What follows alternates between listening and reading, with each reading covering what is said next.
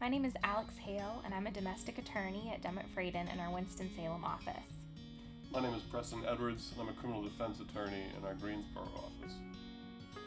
So we've talked a lot about criminal consequences for some of these domestic violence protective orders, but looking at the more holistic family law approach, what are some other considerations that y'all have? Sure. So the holistic approach when we're looking at this domestic violence protective order is very interesting. So courts, not only can they order that someone stay away from someone, they can also order who's going to be granted possession of the home. They can order temporary custody. And most recently, I've even seen courts require the person who they've exiled from the home to have to continue to pay all of the bills for the house, the mortgage, things like that. Also, interestingly, and maybe not as big of an impact, is they can order possession of animals as well. So it's very interesting and very impactful. The biggest area where our services, I think, come into play is when dealing with temporary custody. The courts, through the ex parte order, they can enter temporary custody through that, but that can then be modified at a return hearing. The court can find at the temporary hearing that the victim, let's say, is entitled to temporary custody of the children.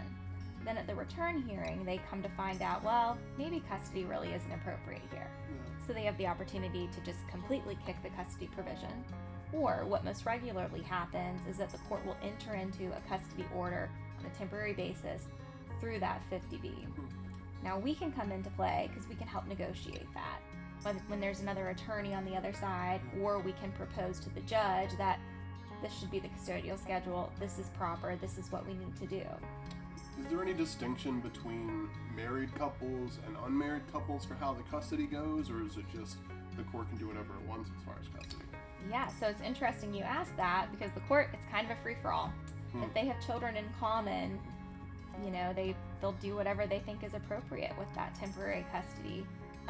One thing that I'm seeing more often, which is kind of a relief to everyone in my opinion, is the courts are a little bit apprehensive to enter into a custody order through a 50B because they've seen so many people try and take out these 50Bs solely for the purpose of one, getting the house, or two, trying to get custody quick of their children.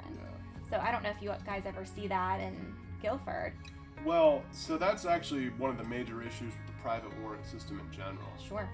As a criminal defense attorney, it's incredibly frustrating when you get frivolous charges taken out on people. Yes. Because especially with an assault on a female in a domestic situation, that person will be required to be held for 48 hours without any trial, without any conviction, just because of the nature of their charge. And technically it works out to where as long as they see the next district court judge, they'll get out before that 48-hour hold is up. But, generally bond hearings, those types of things are in front of a magistrate judge, which can be heard at any time. So basically, anytime someone gets a domestic assault or a 50B, something like that, where they have a domestic hold in jail, they're going to be in there for about a day or two just because of the charge. So a lot of people will use the private warrant system to punish a lover, to punish a person in a relationship, to try to get some sort of advantage with the children or custody. We see that a lot. Sure, and it's interesting, right as you're saying all of these things, I'm thinking when the opposing party comes to me, so maybe the person who's asking for protection, a lot of times our advice is sometimes if you're genuinely frightened for your safety, change the locks on the house. Do what you need to do. Go to the court, get a 50B if that's the protection that you feel is necessary. We don't always hear the full story. Yeah. So I think, while the ex parte system is appropriate 100% when people need it, it also screws people up when it is abused, this process.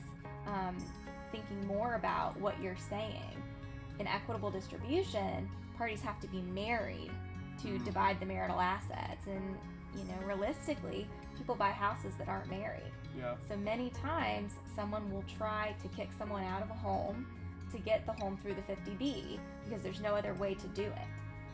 Interestingly enough as well, if people are renting, it's a quick way to get somebody out of an apartment or a rental home. So it's certainly abused and certainly takes into a lot of different areas rather than just protection.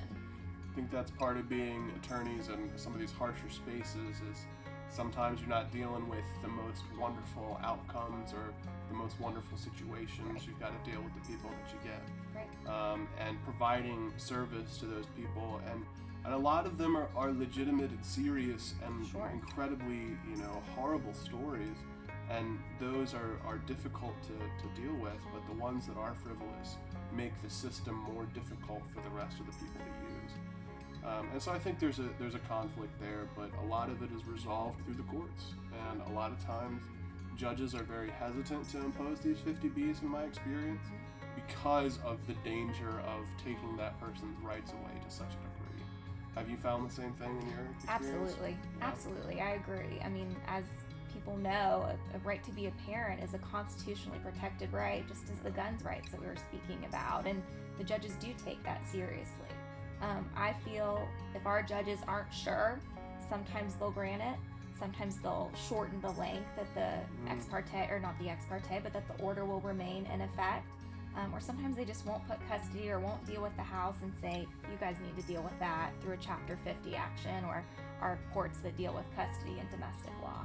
What are some of the situations that the court will actually step in and adjudicate custody or real estate holdings at the 50B stage? Sure.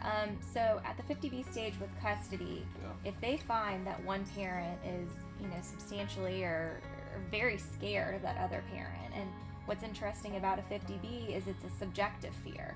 It's not an objective fear. So even if someone comes, and you and I might not be frightened by what they're telling Yeah. the judge, if that person shows a subjective fear that's impacted their life such that they've had to change their pattern, or they've had to treat with a therapist or something like that, a court might find that it's not going to be healthy for anyone for these people to be together. And one of the most beneficial things that a court can do in that custodial schedule is sometimes they will invoke a third party that the parties are going to use to communicate about the child, or they'll at least get some kind of schedule that sometimes not prohibits, but it makes it less frequent that the parties have to communicate with each other. So maybe they'll do exchanges at the school rather than exchanges at sheets together or something like that. So they really do try and take that into consideration. But it sometimes does make it more difficult for the parties, especially if you're on potentially the wrong side of this, or the court got it wrong. Yeah. Because you're starting from square one rather than going back to where you were prior to this order being entered. Yeah. Well, I think thankfully for our system and for our country, once you present the facts in front of a judge, they generally get it right. Sure. And that's definitely uplifting for a lot of people. Understand it's difficult when people go through these things, but at the end of the day, we'll figure it out and we'll get it right. Exactly. I agree. And that's what's great about the 50B is all of those provisions with custody, the house, whatever, that's temporary. Yeah. So even if you're not satisfied with that outcome, if you come and hire a domestic attorney to represent you on your custody, your equitable distribution, alimony, whatever it might be, we can likely get it right on that end.